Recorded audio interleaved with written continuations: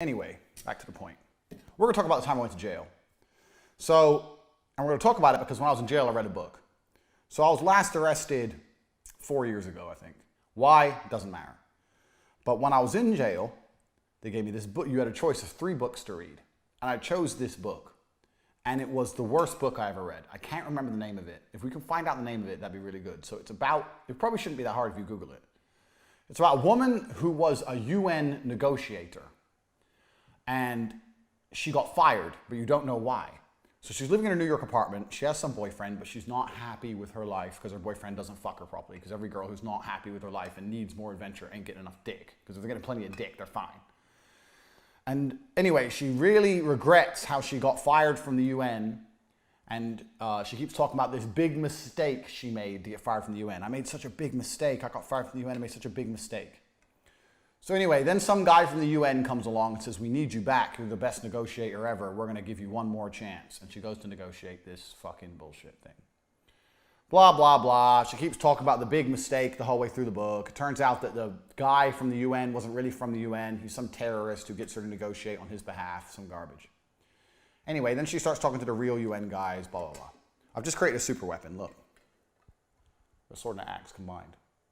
I should patent this and become even richer. And it detaches, I think. Anyway, so this super fucking negotiator hoe keeps talking about this big mistake. If only I didn't make this big mistake, I could still be working for the UN, whatever, whatever. Anyway, it turns out, eventually they reveal, after about 400-page buildup of what this big mistake was that got her fired from the UN. She was negotiating for the UN between 2 warring tribes in the Democratic Republic of the Congo. And she fell in love with and fucked the leader of one of the tribes. So she was no longer neutral and impartial, so she could no longer negotiate between the 2.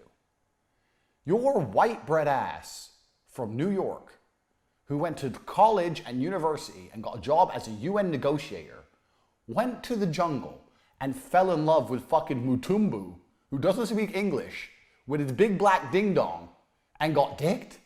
And I've been reading this shit for 400 pages, and now she's like, oh, it was a mistake, I regret it, blah, blah. What kind of game can Mutumbu even have? He doesn't even speak English. He's a warlord. You're negotiating between 2 warlords. He literally runs around and kills people with machine guns for fun. And when you met him, you were like, oh, wow, he's so charming. What kind of hoe? What kind of ratchet ass hoe would fuck Mutumbu? So I'm reading this book, and I finally get to the realization that the whole time, the heroine, the main character, is just some stupid hoe. Some dumb hoe who fucks some guy she shouldn't have fucked. Of course you shouldn't fuck African warlords. Whether you're negotiating between 2 tribes or not, you should probably not be fucking African warlords in general. And this moves on to my broader point. Women are fucking stupid. Fictional ones, real ones, doesn't matter if they're on TV or any book. They're fucking dumb. Women are dumb.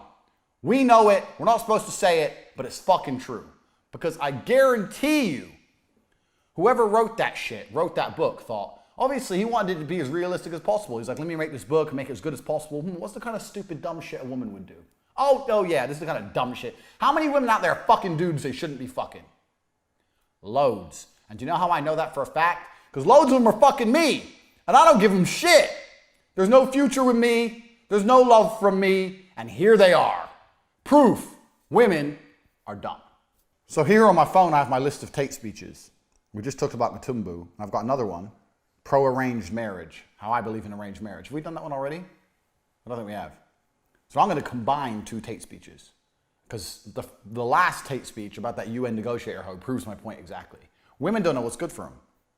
Women ain't got a fucking clue what's good for them. But do you know who does know what's good for chicks? Their father. I guarantee there would be less divorce, happier families, and a better society as a whole if the women could only marry the men their father says they could marry. You're giving women this free choice shit. When is the last time a woman made a good choice? If they make the choice of a good man, they're miserable because they got a pussy. If they make the choice of a G, they're miserable because they got a G. Women are just miserable. Just unhappiness. Then they end up being a scat running around, just fucking everyone, trying to find the perfect guy. By the time they get a guy that could have been the perfect guy, they're 30 dicks deep, so their head's all messed up. So then even though they got the guy they once dreamt of, they can't keep him anymore because they're dreaming of that gangbang they had. Oh, I wish I got gangbanged again. This is boring. Mr. Two Pumps. This is shit. We need to bring arranged marriage back. That's the solution. So when I become president of the world, Lord of Earth, and I say arranged marriage must be brought back into society, and people ask me why, I'm going to get out that book and I'm going to say, read it. Look what this bitch did. She went to school, she went to college, she was educated, she worked for the UN, she was smart, and she could not resist big black ding dong. Because women are stupid.